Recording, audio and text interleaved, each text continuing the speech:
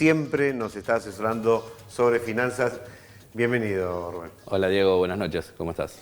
Bueno, contame un poco qué es lo que estamos viendo ahora, porque vemos un dólar que no termina de desinflar, que está ahí como presionando, y desde el gobierno te dicen, bueno, no, pero no hay pesos para presionar al dólar, pero parece que sí que algo había.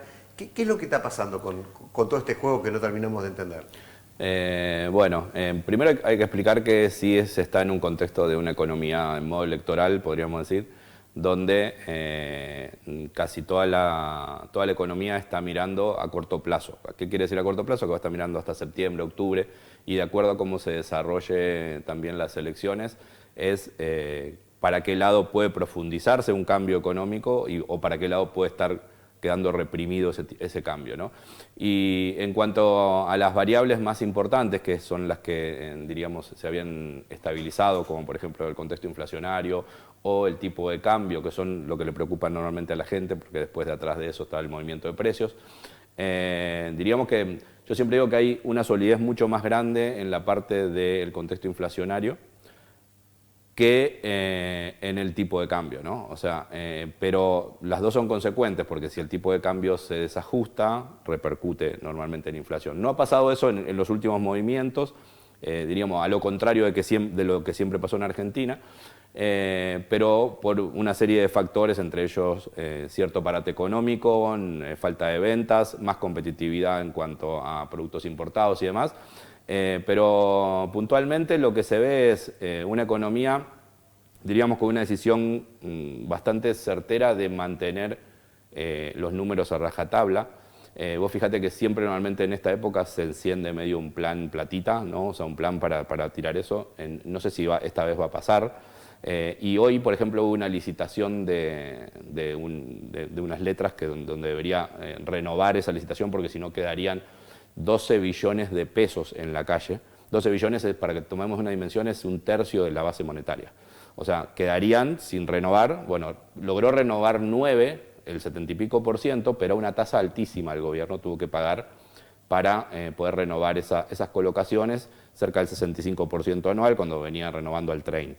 Entonces ahí empieza a ver que el gobierno le está dando prioridad a la tasa para que no queden pesos sueltos, para que no se mueva el tipo de cambio, ¿no? Entonces, pero si no se mueve el tipo de cambio, con este esquema que vos me decís, también suben, por ejemplo, los préstamos, es más difícil acceder al crédito. Exactamente, ahí tenés la contracara de eso, es que si el gobierno convalida esa tasa, encarece el crédito para las empresas y encarece el crédito para las personas, ¿no? O sea, siempre que se mueva la tasa. Yo creo que lo está haciendo con esta expectativa de fijar el tipo de cambio hasta el periodo electoral, porque como digo, creo que ahí hay una barrera. O sea, la presión va a estar ahí, tanto en el contexto inflacionario como el tipo de cambio, va a estar la presión ahí. Después tiene otros desafíos la economía, que es poder crecer, algunos rubros con desafíos bastante importantes en la actividad económica, en el empleo y demás, pero que creo que deberían ser parte de no perder la estabilización que se logró, ¿no? O sea, creo que ahí se está defendiendo medio a rajatabla eso, como para ver si de ganar el oficialismo, profundizar esos cambios. Y en el medio, bueno, empieza todo este ruido político, ¿no? Si es realmente que todo se cae o que sí se profundice un cambio que nos va a permitir ver otra cosa, ¿no? En esa discusión, diríamos, y en ese modo electoral está la economía. Y también la gente que se encuentra con un cambio que nunca termina de llegar completo, ya pasó en otro periodo electoral anterior, y que en definitiva siempre te corre el arco, porque dice, bueno, no, pero no se ajustó esto, no, pero no me bajaron el impuesto, no, pero el tipo de cambio no es competitivo, no, pero la economía va a arrancar cuando A, B, C, D, F, G, y nunca llegamos a la Z. Exactamente, sí, yo creo que ahí coincido con vos en el sentido de que, o sea, yo le veo como ciclos a la economía, como en cualquier economía familiar. El primer ciclo es el de estabilización económica, que es el que, diríamos, se hizo con relativo éxito. El segundo es ya el de poder potenciar el crecimiento de la economía. Es el que siempre queda pendiente en casi todos los gobiernos, claro, ¿no? A veces se estabiliza y se mueve. Nunca llegamos al periodo de inversión porque nunca hay confianza. Claro, No O se sea, genera la confianza necesaria. o porque se pierde el primero de los pasos. Claro. ¿No? O sea, por eso digo que son periodos. Si vos hoy apuntás a la estabilización y mañana querés ir al crecimiento, pero perdiste la estabilización, volvés 2 casilleros para atrás, ¿no? O sea, es más o menos eso.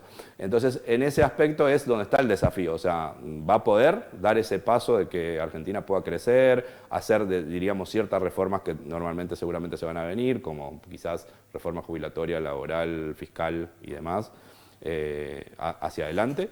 O vamos a volver de nuevo a perder esa estabilidad y a caer de nuevo en un cierto caos, ¿no? O sea, ahí creo que está.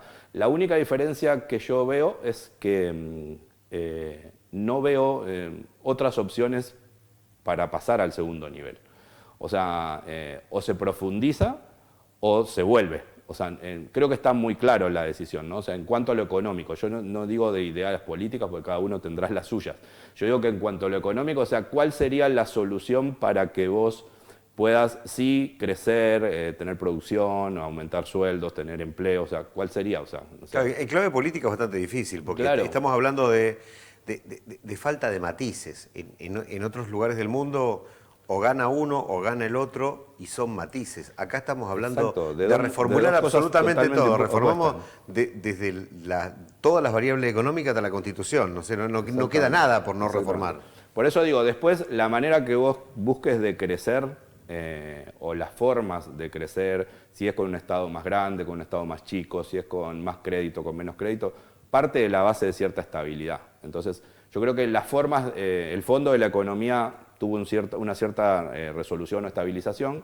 Hacia adelante quedan muchas preguntas abiertas y esas preguntas, digo, como que tienen dos interlocutores totalmente distintos. Entonces es tan difícil, aunque sea ponerse de acuerdo en una columna vertebral, donde después cada uno con sus matices podrá ir caminando sobre esa diríamos, ruta ciertamente balizada, ¿no?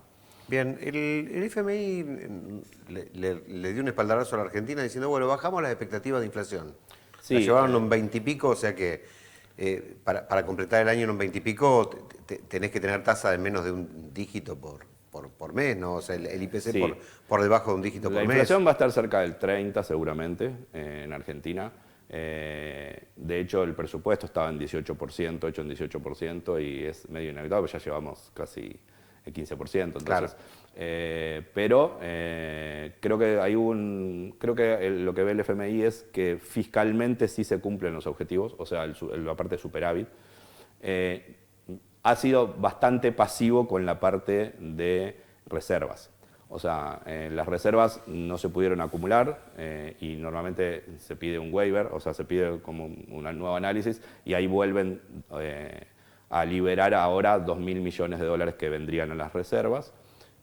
Argentina le viene bien, o sea, creo que fue bastante contemplativo en ese aspecto, teniendo en cuenta que sí creo que se habían hecho los deberes en la parte fiscal, no tanto en la parte, diríamos, monetaria o de reservas para el problema cambiario que tiene Argentina.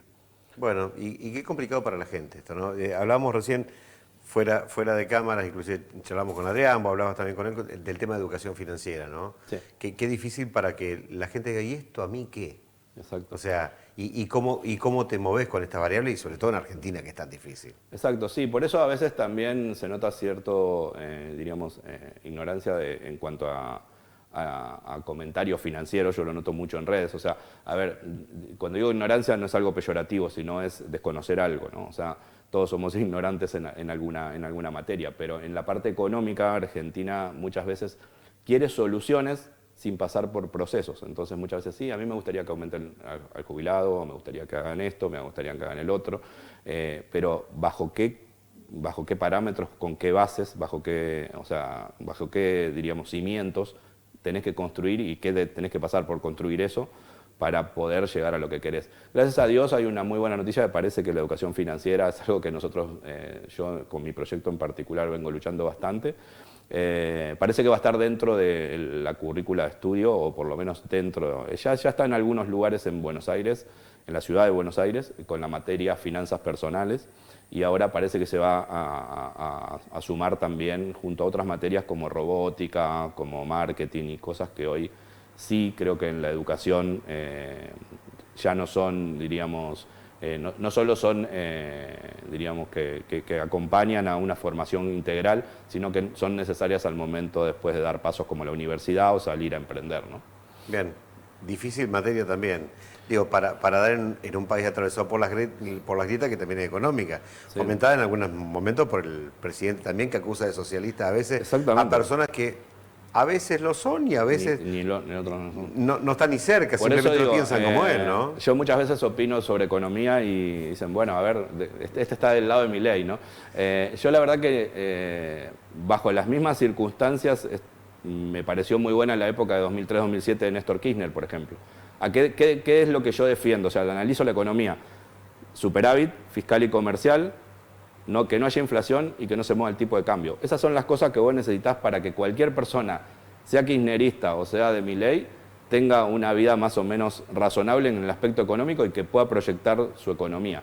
Entonces muchas veces, mucha gente está acostumbrada a hablar de política y de niveles. Hay miles de cosas que con Milei no comparto, ni las formas, ni la falta de comunicación con el resto, ni las peleas. Sí, pero hay algunas leyes de la economía pero que hay cosas respetarse, económicas claro, que las haga Milei, las haga Cristina, o sea, son los que están haciendo la mayoría de los países que crecen. Entonces, bueno, en su momento Kirchner dijo que era neo-keynesiano, pero Keynes también tenía reglas para la economía y también se desatendieron por parte de los keynesianos. O sea, hemos reformulado la teoría económica. Claro, ¿no? Después ya vienen los matices, ¿no? Pero hay cosas sí sólidas, que es que sí la inflación es un problema monetario, que si emitís vas a tener inflación. También que normalmente no puedes gastar más de lo que de lo que te ingresa y que tenés que tener cierto equilibrio en la balanza comercial y en la balanza fiscal. Por supuesto a Argentina le faltan muchos pasos, ¿no? Porque faltaría reducir muchísimos impuestos. De nada sirve tener un impuesto del 21% que recauda poco, o muchos impuestos que recaudan poco, porque la mayoría los evade, porque tienen una economía del 40% informal. Y bueno, faltan todos esos pendientes que ningún gobierno, cuando tiene cierto éxito, diríamos, termina de hacer.